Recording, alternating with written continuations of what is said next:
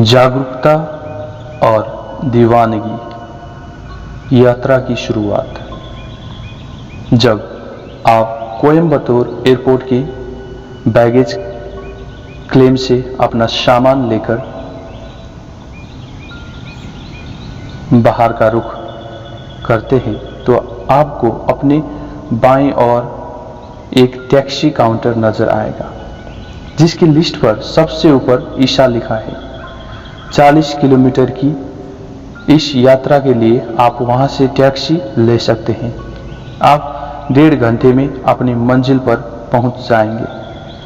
वैसे कोयम्बटूर के कुछ तेज तर्रार टैक्सी वाले आपको इससे भी कम समय में वहां पहुंचा सकते हैं। शुरुआत में आपकी टैक्सी शहर की भीड़भाड़ वाली सड़कों से गुजरती है, जहां दुकानों, साइकिल सवारों के साथ साथ लग्जरी कारों के बीच सड़क पर टहलती गायें भी हैं। दक्षिण का एक प्रमुख औद्योगिक नगर होने के नाते कोयम्बटूर एक समृद्ध शहर है। यहाँ का माहौल एक कारोबारी शहर का एहसास कराता है। नोयल नदी के तट पर बसा ये शहर उत्तर और पश्चिम की तरफ से पहाड़ों से घिरा है। हालांकि सुहाने मौसम वाले इस शहर में भीड़भाड़ लगातार बढ़ रही है, फिर भी इसका अपना एक खास आकर्षण है। इसके बाद आपकी टैक्सी शहर की सड़कों से गुजरती हुई पश्चिम की तरफ बढ़ती है। आप देखेंगे कि अब दक्षिण भारत का ग्रामीण इलाका शुरू हो गया है। आप गांवों के बीच से गुजर रहे हैं, जहां रास्ता पहले के मुकाबले संकारा और आसपास का सारा इलाका हरा भरा होता जा रहा है। तभी अचानक आपको श्वेत या रूपहले पहाड़ कहलाने वाली बेलंगिरी पर्वतमाला दिखाई देने लगती है। घने जंगलों से ढके ये रहस्यमय पहाड़ बादलों को छूते हुए से लगते हैं। अचानक चारों ओर खामोशी छा जाती है।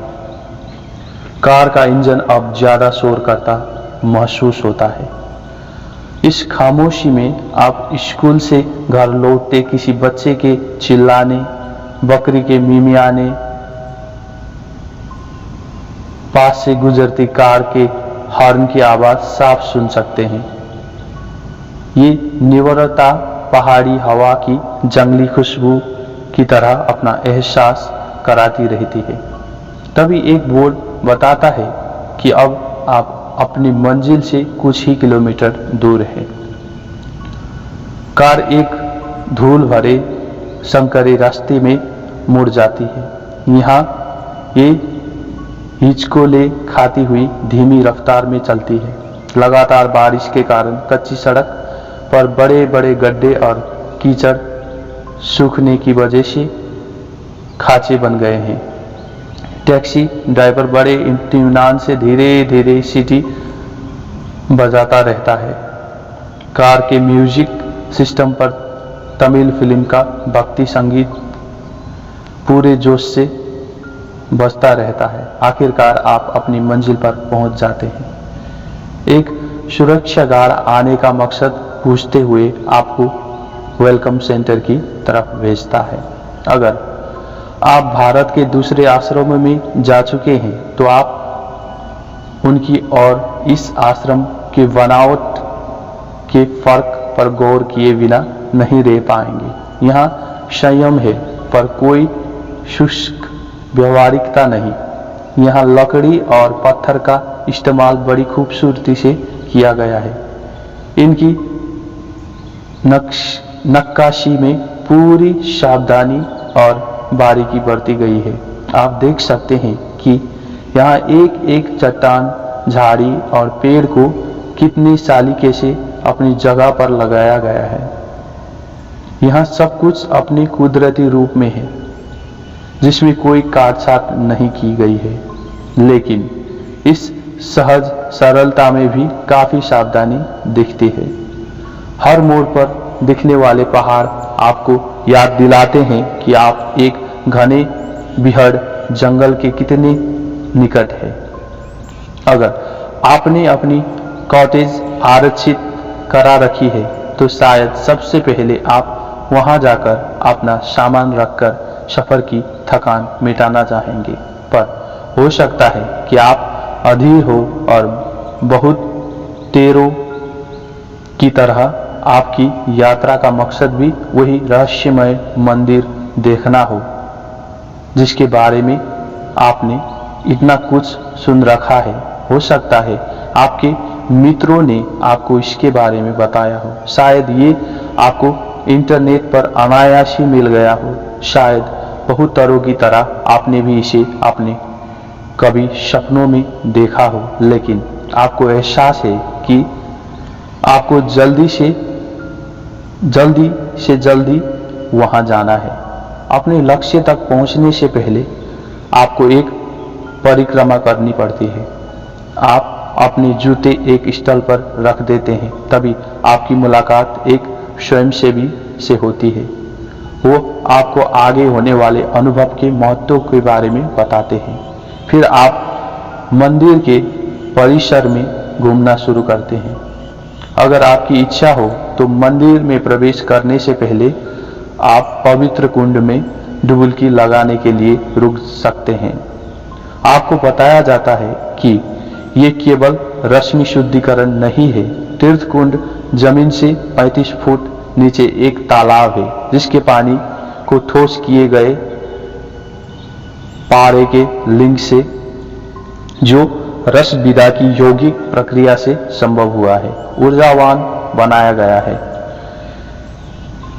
इसमें डुबकी लगाने से आपको एक अनोखी मानसिक और शारीरिक ताजगी के साथ साथ ग्रहणशीलता की उच्च अवस्था का भी एहसास होता है। बाहर आने पर आप सिहरन से भरे हुए और ऊर्जावान महसूस करते हैं, लेकिन अगर इसे लेकर आपके मन में शक है तो आप इसे ठंडे पानी में नहाने के असर से ज्यादा कुछ नहीं मानेंगे। फिर भी यहाँ का वातावरण आकर्षक है।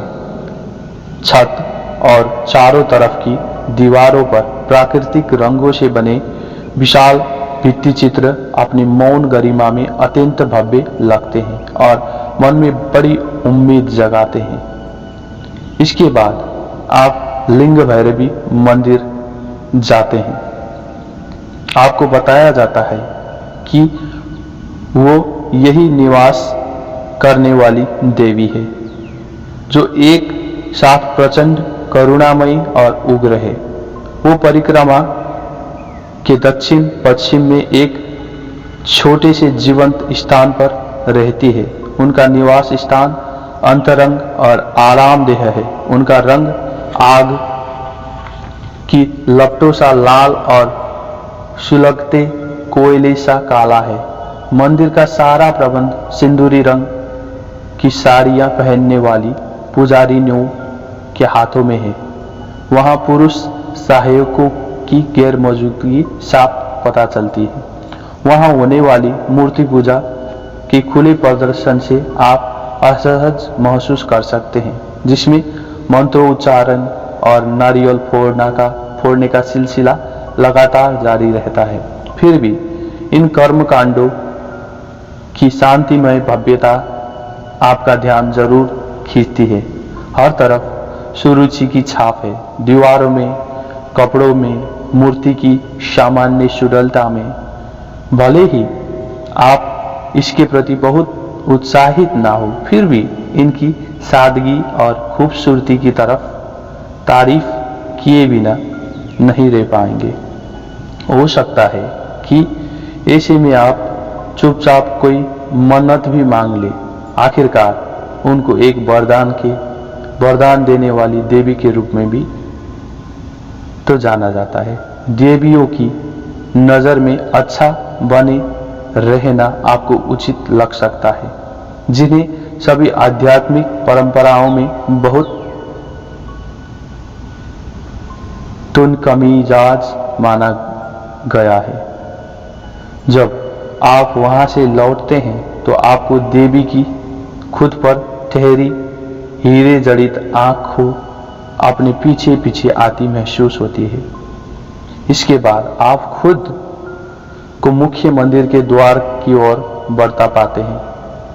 देखने में ये एक नाटकीय क्षण महसूस होता है। इस अंधकार गुंबद की पृष्ठभूमि में धूप से ढके बेलंगिरी पहाड़ अपनी अलग छाप छोड़ते हैं। बाद में आपको पता चलता है कि इस गुंबद को सीमेंट, सरिया या कंक्रीट के इस्तेमाल से दूषित ना करके केवल ईंट और गारे से बनाया गया है। इसके प्रवेश द्वार पर एक सर्वधर्म स्तंभ है। इस पर अनेक धर्मों के प्रतीक तराशे हुए हैं। यहाँ की चिरस्थायी शांति के अलावा ये प्रतीक भी है। ये प्रतीक भी याद दिलाते हैं कि जहाँ आप प्रवेश करने वाले हैं वो एक सामान्य हिंदू मंदिर नहीं है। पत्थर की 3 खड़ी सीढ़ियां चढ़ने के बाद आप कुछ दूरी तक एक खुले आंगन में चलते हैं। इसके दोनों ओर पत्थर के पैनल है जिन पर दक्षिण भारतीय दिव्यदर्शी संतों के जीवन के झांकियां खुदी हुई है। ठीक परंपरागत धार्मिक वास्तुकला की शैली में बना बीच का ये पैदल रास्ता उत्सुकता को और भी बढ़ा देता है। इन सब का एक खास असर होता है। अब ये आप पर है कि आप अंदर क्या महसूस करते हैं। ये स्थान बाहर से जैसे दिखता है, अंदर दीपों की झिलमिलाती रोशनी में उससे कहीं बड़ा लगता है। आपने सामने 13 फुट ऊंची ठोस ग्रेनाइट का गोलाकार स्तंभ खड़ा है।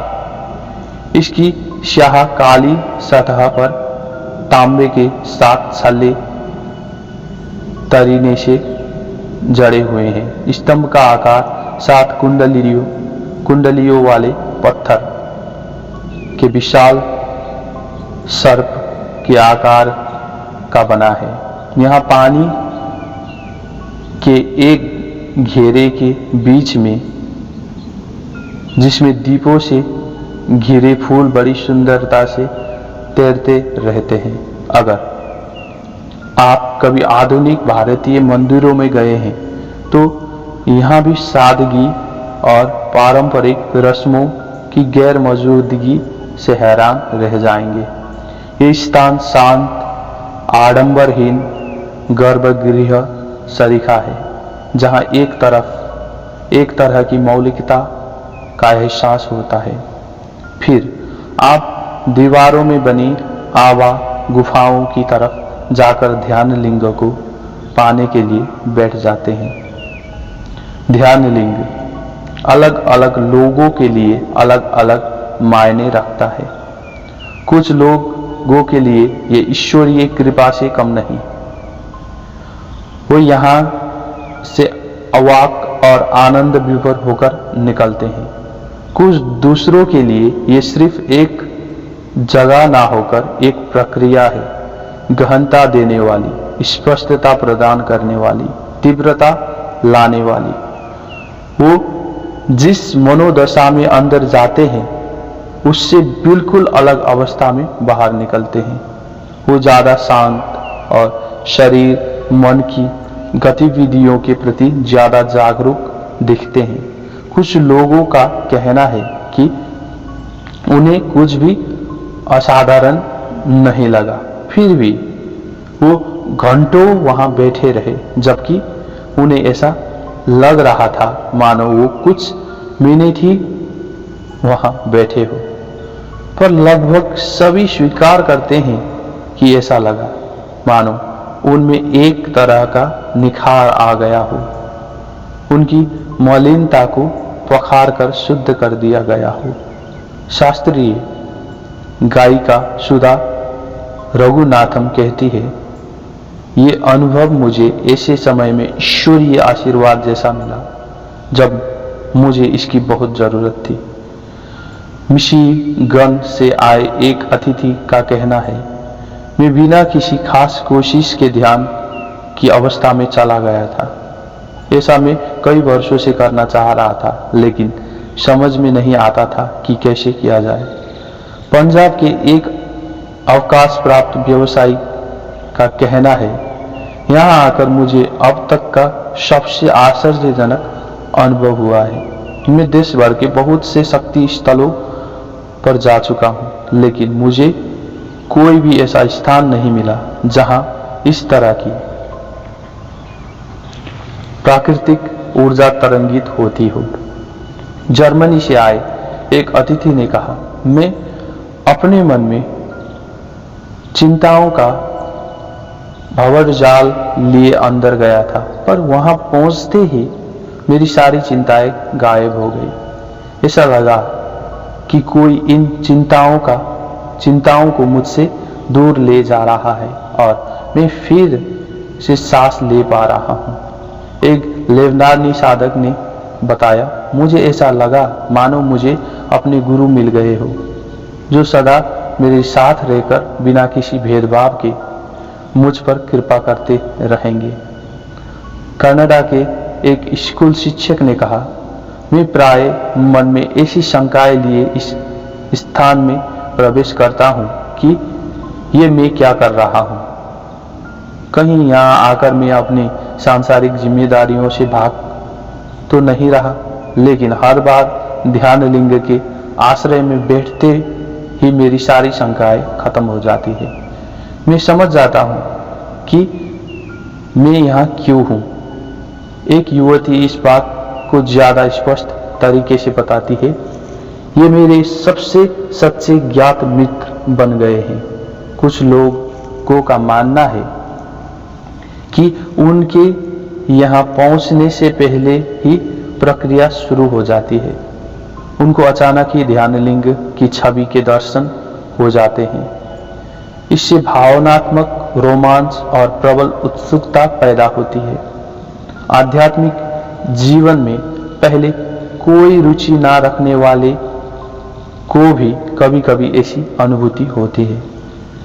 क्या वो छवि अचेतन मन की गहराई में किसी बुनियादी तत्व के प्रति कोई प्रतिक्रिया जगाती है, या फिर ये इस तरह की अनुभूति लाने के लिए चतुराई से बनाया गया एक ड्रामा मात्र है, जिसका ऐसा जादुई असर पड़ता है।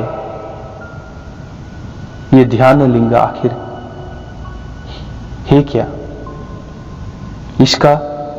इस सवाल के अलग अलग जवाब मिलेंगे और ये इस पर निर्भर होंगे कि प्रश्नकर्ता कौन है। ईशा के तार्किक साधक इसका जवाब देने की ये ध्यान करने का एक साधन है। ईशा के तार्किक साधक इसका जवाब देंगे कि ये ध्यान करने का एक साधन है, जबकि भक्त मंडली इसे शिव कहेंगी। कुल मिलाकर कुछ ऐसा ही नतीजा निकलेगा। आपको पता चलेगा कि इस धरती पर ये अपनी तरह का एकमात्र ध्यान लिंग है। आपको समझ में आएगा कि इसके तीव्र ऊर्जा क्षेत्र में बैठना किसी जीवित गुरु की मौजूदगी में बैठने जैसा है। आप जानेंगे कि ऊर्जा का ये रूप चिर स्थायी, अविनाशी, अमर और धरती के नष्ट होने पर भी जीवंत बना रहने वाला है। तो ध्यान लिंग सिर्फ पत्थर की एक संरचना ना होकर एक जीवंत स्पंदनशील अस्तित्व है। प्रवेश द्वार पर एक स्वयंसेवी आपको बताता है, लिंग की 12 ग्रेनाइट संरचना वहां से हटा देने पर भी इसके ऊर्जा क्षेत्र के गुण बने रहेंगे। इस आकार को वहां सिर्फ इसीलिए रखा गया है क्योंकि अधिकतर साधकों को खुद को उस ऊर्जा से जोड़ने के लिए एक मूर्त रूप की जरूरत पड़ती है। मध्य प्रदेश के भोजपुर में एक ऐसे ही ध्यान लिंग का मध्यकालीन प्रतिरूप आपको देख सकते हैं, आप देख सकते हैं। लेकिन अफसोस की बात है कि पूरा होने से पहले ही उसे विकृत कर दिया गया था। इस वजह से ईशा केंद्र का ये ध्यान लिंग अपने आप में एक बड़ी सफलता और उपलब्धि है, पर आध्यात्मिक विज्ञान के इतिहास से अनजाने लोग इसे आसानी से पहचान नहीं पाएंगे। आपके मन में सवाल उठेगा कि आखिर ध्यान लिंग ही क्यों? इसमें कोई शक नहीं है कि लिंग आकृति हिंदू धर्म में एक भगवान शिव की पूजा से जुड़ी हुई है, ये सच है। और आपको जानकारी देने वाले स्वयंसेवी में इसके लिए शर्मिंदगी का भाव भी नहीं है। वो आपको बताता है कि ये उस लिंग पूजा से कहीं बढ़कर है। अंडाकार आकृति असल में एक मौलिक आकार है। आधुनिक विज्ञान भी यही बताता है कि हर एक आकाशगंगा की केंद्र अंडाकार है।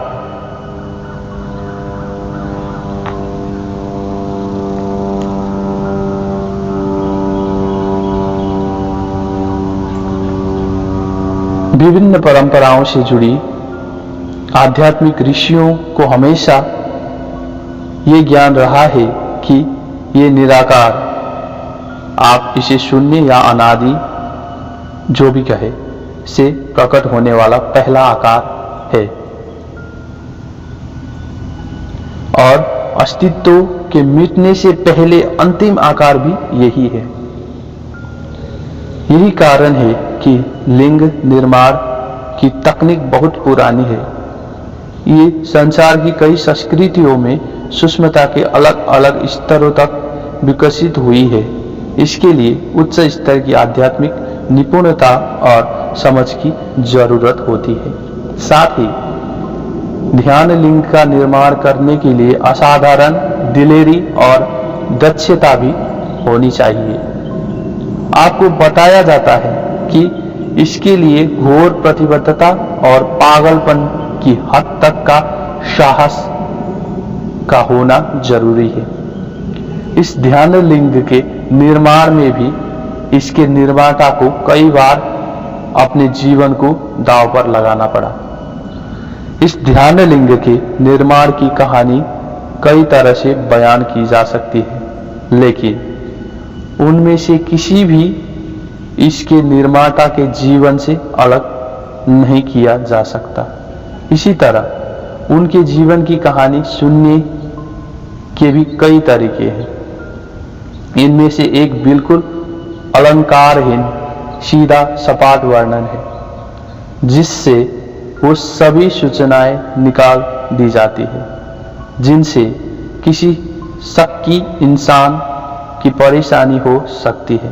दूसरा कई ज्यादा उदार वृतांत है, जिससे तथ्यों के साथ साथ ऐसी चीज भी है जिनकी पुष्टि नहीं की जा सकती। ये विवरण अधिक जानकारी देता है। ध्यान लिंग के निर्माता अलंकारों के प्रेमी है।